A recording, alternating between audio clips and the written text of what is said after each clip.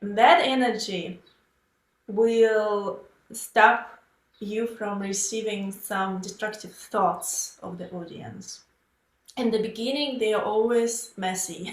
You feel that. You feel that fuzzy energy.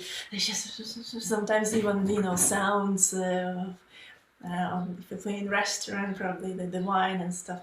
You feel that. And then when they feel that, they shut up, and then you feel silence. And this is, you won.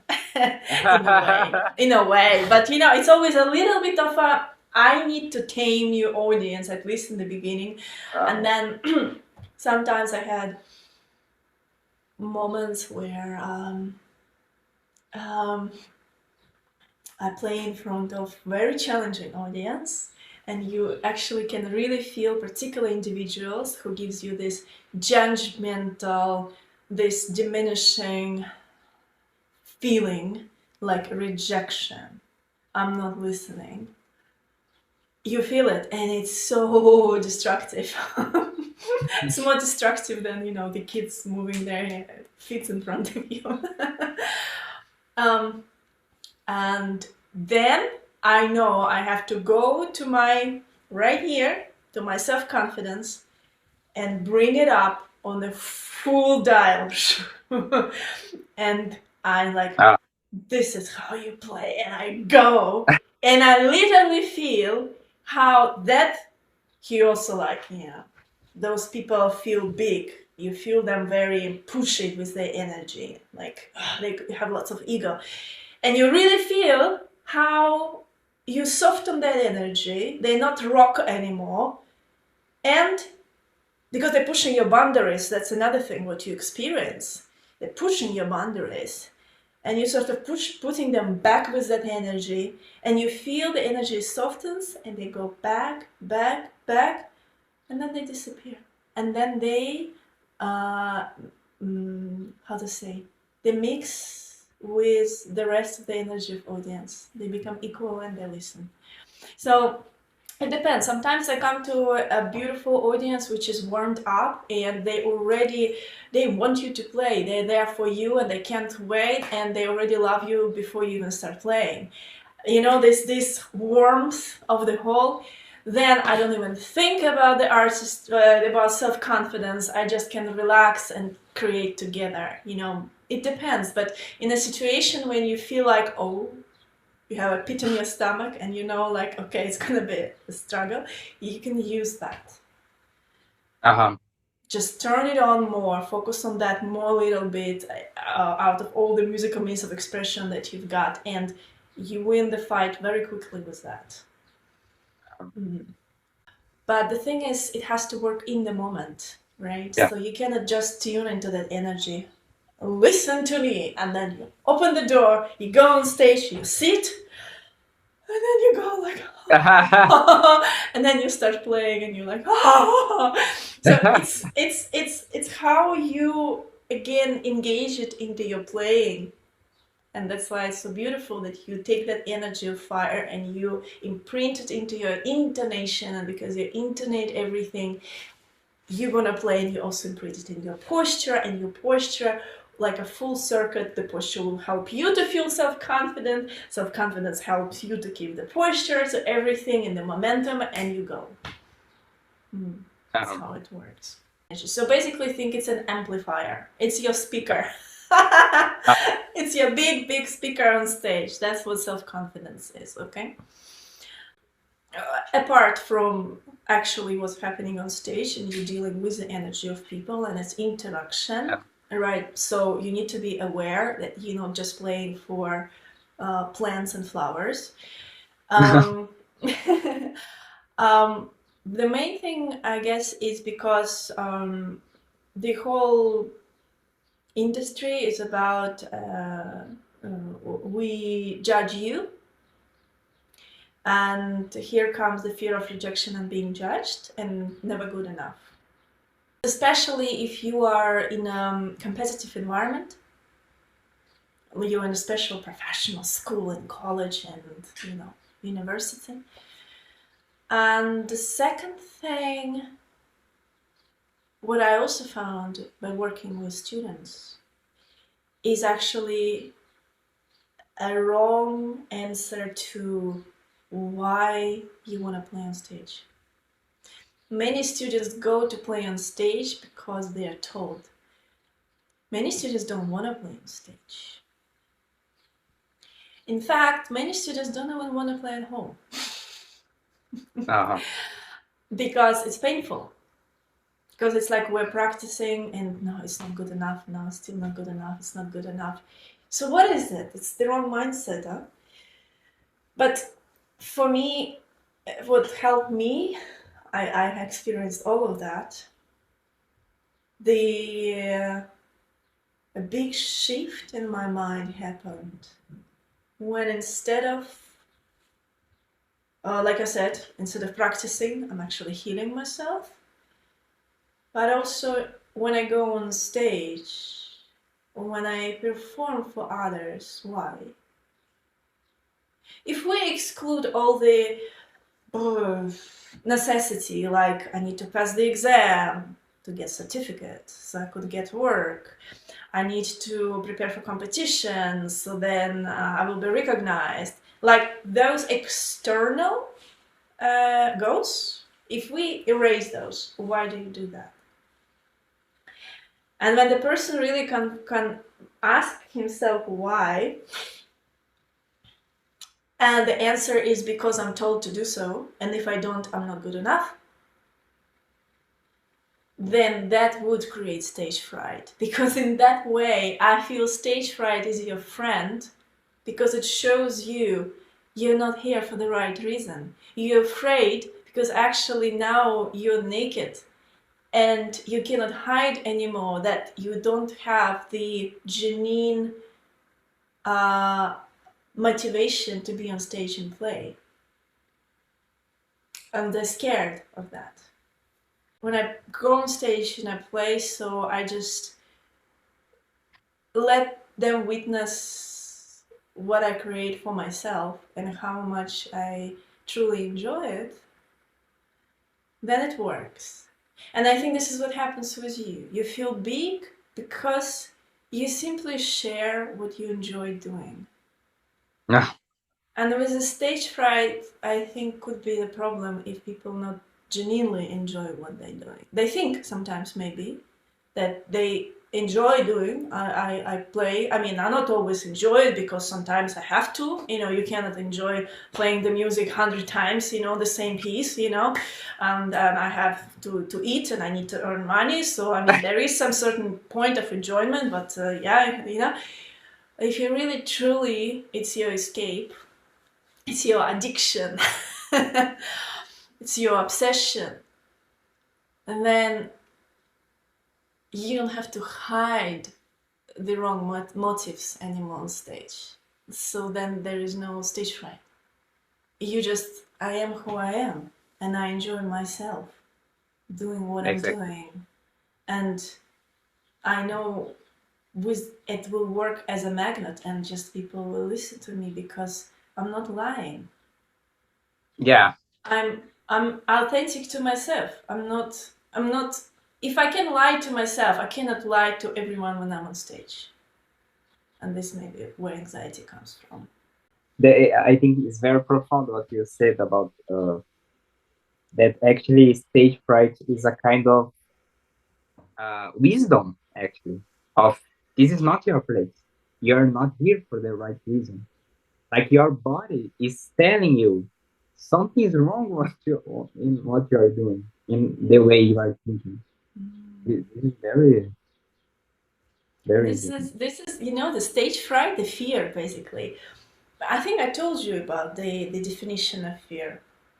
It's a flat note. It's a tune note on the piano. When you play the piano and you have a flat note, you don't jump and run away from the piano. You like, oh, this note is out of tune. Let me tune it so now it's in harmony with everything else. So fear is our friend that shows that here's a place where your beliefs is out of alignment of unconditional love. You're unconditionally loved. You love everyone unconditional. You're worthy. And if you feel fear, That means work on your beliefs there a little bit. There's some negative beliefs. And as soon as you work on that, there's no fear in that place anymore. Okay, what are 3 words that the best explain that energy? All the opposite things that usually pianists experience when they have stage fright. They go inwards. They go quiet. So we want outwards energy. We want it far going, not quiet, loud. As in Russia we say, play so, in Carnegie Hall and the last person in the row could hear you, right? So that far going. And again, what is opposite to fear and slow? Fast. So it's fast, outgoing, and far going. Listen to me. Okay? Listen to me. Listen to me. Good. And also, if that doesn't help, then I ask to engage the movement of the body. And so in that case, it's also good to combine it with this movement of your hands, which you also move fast and outwards. And you go, listen to me.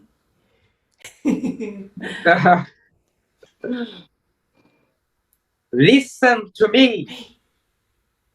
Listen to me. I used to do it with punching the pillow, right? And it's bouncing. A little bit I found the movement exactly that really helped if I bounce sort of that way.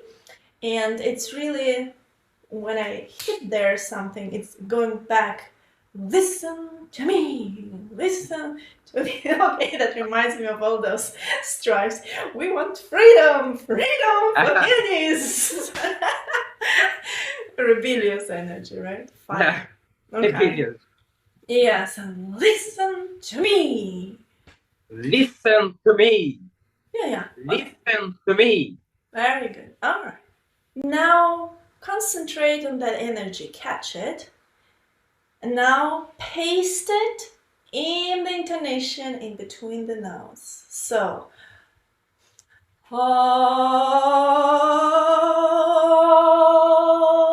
and again, just like with musical image or musical form, we're spreading it equally, like a spread on the bread, right?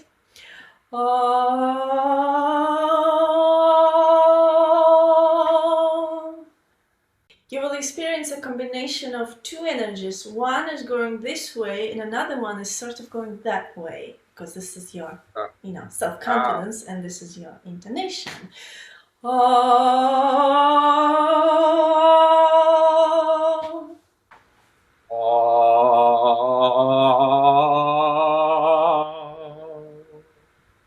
In other words, we learn how to sing with fire.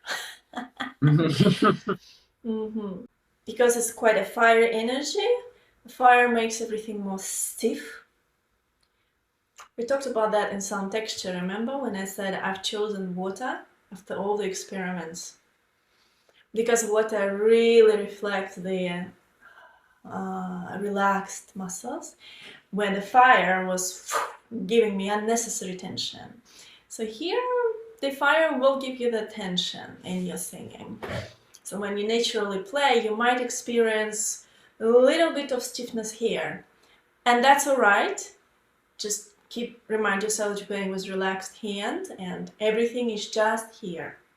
So if it's this normal intonation,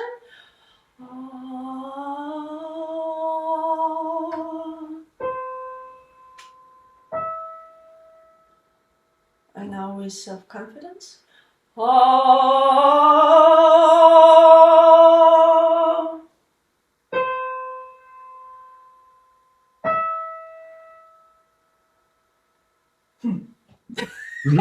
This is how I feel there, in my hand. So it will get a little bit of more structure here, less fishy from sound texture, but it's okay.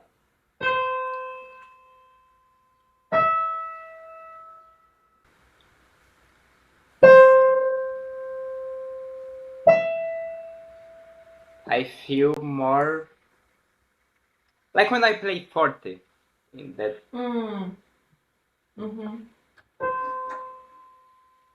More energy. Yeah. Yeah, more. Yeah. I feel like Yeah. something trying to. Yeah, exactly. That's maybe what I refer to as stiffness. Uh-huh. Because that thing usually we get when we play forte and imagine sound loud.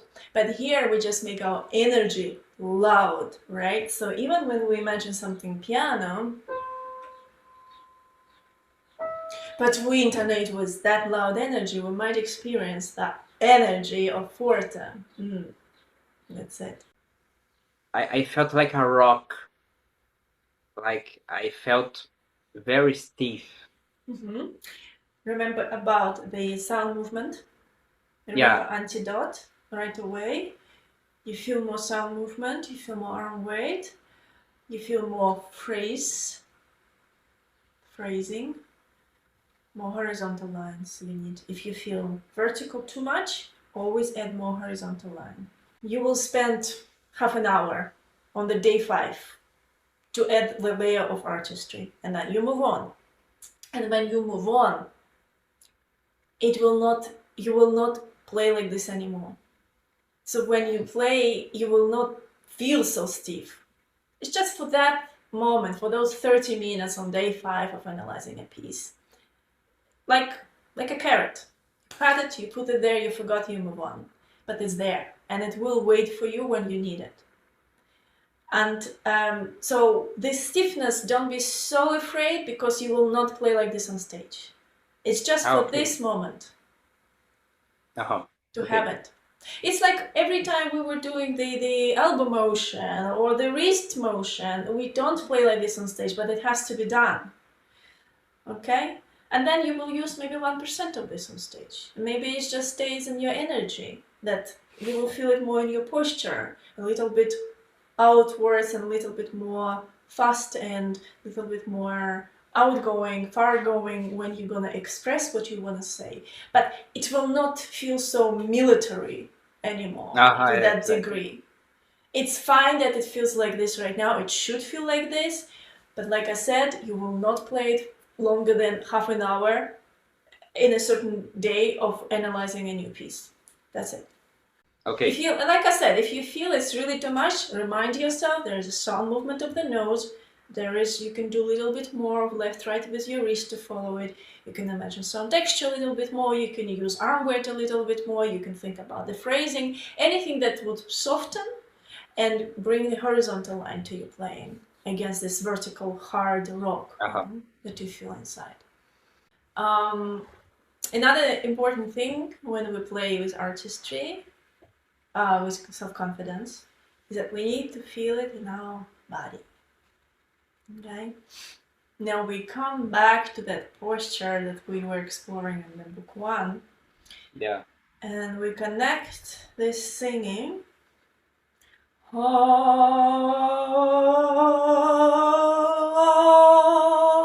actually steady torso, right? The top of our hand pulled up, relaxed shoulders, relaxed back.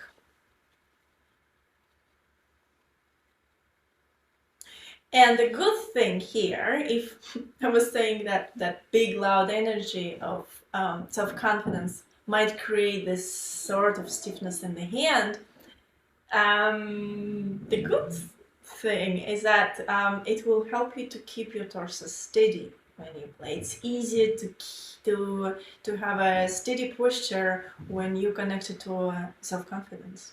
Well, I think about that what we learn in 3 months, you're gonna do it in 5 days when you practice a piece.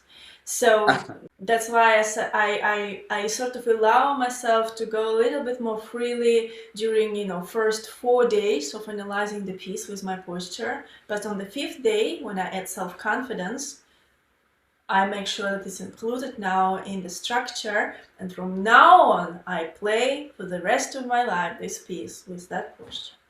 Okay, so what I experienced is that it was really a magnifying glass. Magnifying glass makes everything bigger. Ah. You know, like a lupa. So when I was doing the conclusion or the beginning, I simply amplify the energy. There was a difference between beginning and climax, right? Yeah. And conclusion, like without self-confidence and posture, for example, just sorrow in conclusion. Okay.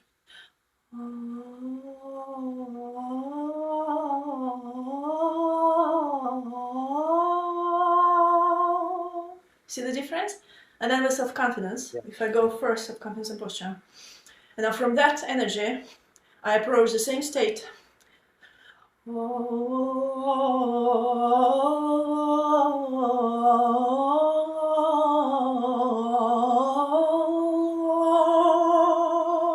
I literally feel like I'm putting, I talk about this in the book, I'm putting the makeup, I'm putting the mask, I'm putting the costume on me to be on stage, to express much bigger my emotions so the audience could see it. Because if I'm singing like this on stage, the mouse.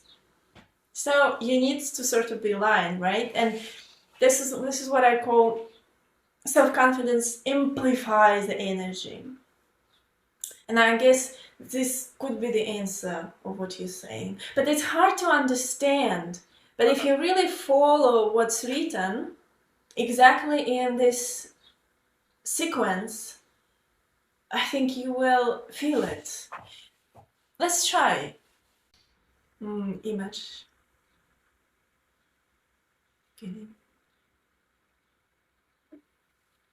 Okay. So how would I sing that without self-confidence?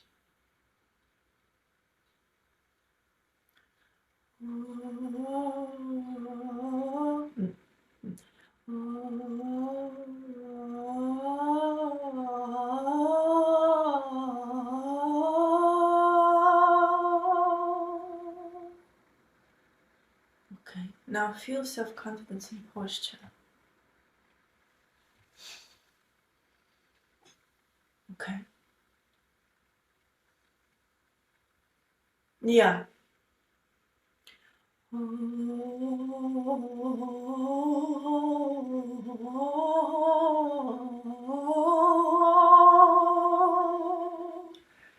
What about development?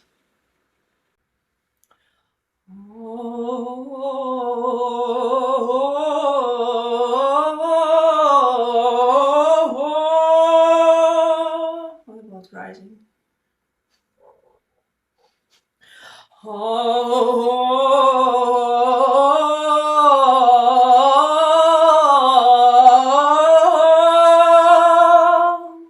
Climax.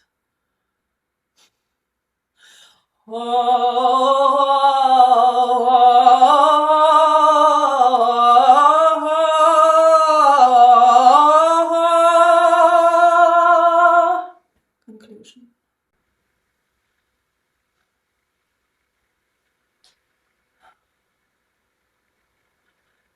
Oh. Wait, that's a bit tricky.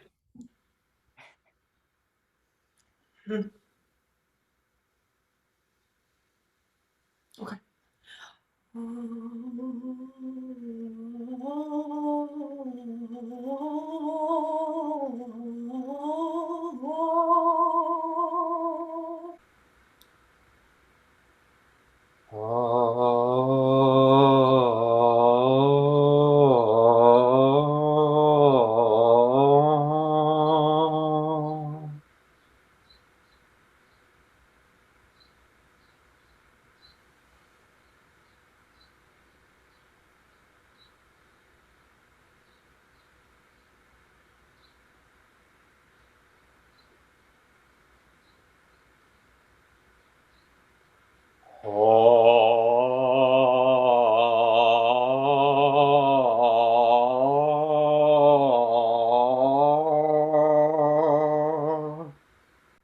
Did you hear how your voice changed? Yeah, I actually, it was very funny because when I tried to recover the energy of listen to me and I was trying to embrace it, my posture was automatic. Mhm. I started to doing like that automatically. I was not pushing my body. The image of listen to me was pushing me to that. Exactly. That's why I said it's easier to keep steady posture. Uh-huh. Whoa, that was good. But did you feel it's like you were amplifying? It's like you were on stage talking about. You're not feeling anymore sore in beginning. You're now speaking about it. Yeah. That's self-confidence. I really felt the difference. Actually become an artist and an actor on stage. It's your mask, it's your makeup, it's your outfit to let others actually feel what you feel, not just yourself. Makes everything bigger. I think, and it helps posture, right? So I think these are the main two things that you can take from here. While playing, primarily focus on self-confident energy and posture. Trusting that previous layers are already embedded into your vocal cords and muscle memory. So what that means is that you don't have to juggle with 4 or 5 or 6 elements at the same level and the same percentage. And it's always going to be like this. We're going to only focus on 1 or 2 elements when we play, and the rest is just there. It's the soup, okay? It's in the soup. So when you play, obviously you choose the image, you choose the pulse, you mentally practice, you feel hand confidence and posture. That includes image form and timing. You can even sing if you want. And after that, you're ready to play. And when you play, you only focus on that energy of self-confidence and posture. You don't think about image, you don't think about form, you don't think about timing. If you focus on those more, everything falls apart. So basically it's about how to keep everything as one whole thing. So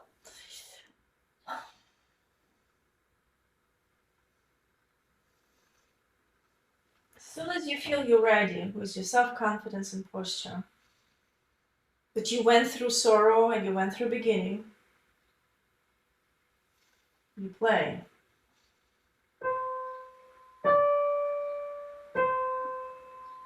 And yes, you focus on self-confidence and posture.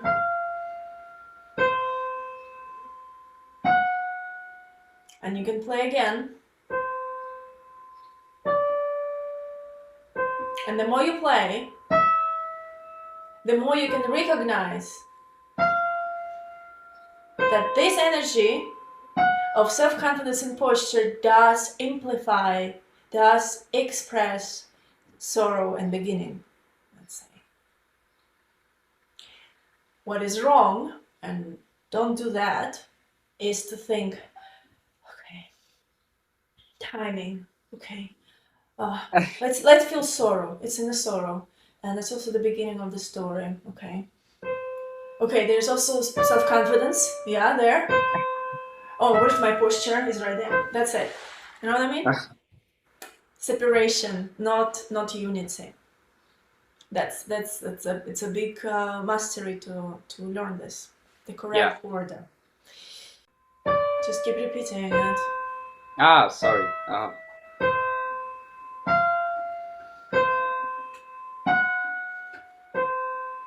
Just again back and start again. It's all just to feel. First, you will feel more self-confidence in posture only, but then the idea is how it's gonna all come through the sorrow in the beginning, and you feel that you express sorrow in the beginning with your self-confidence.